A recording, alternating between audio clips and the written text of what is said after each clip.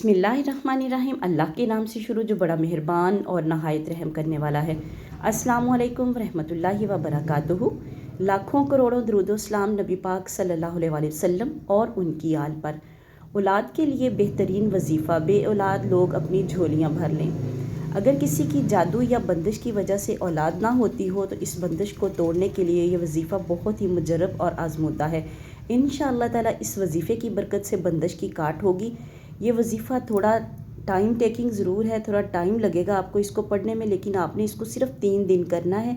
तो जैसे तैसे भी हो सके आप लोग इसको ज़रूर करें। इंशाअल्लाह ताला अल्लाह ताला आपको औलाद जैसी नेमत से ज़रूर नवाजेंगे।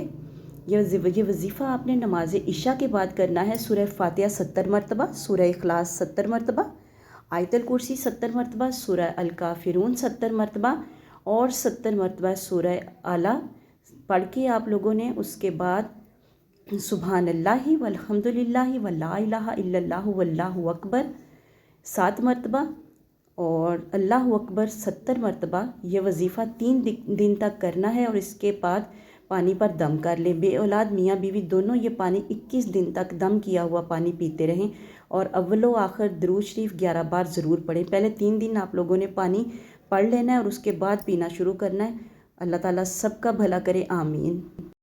अल्लाह ताला सबको औलाद जैसी नेमत से नवाजे। तो जब आप ये वजीफ़ा करें, आपको फ़ायदा हो तो वीडियो को शेयर भी कीजिएगा। मिलते हैं नेक्स्ट वीडियो में। अल्लाह हाफिज़।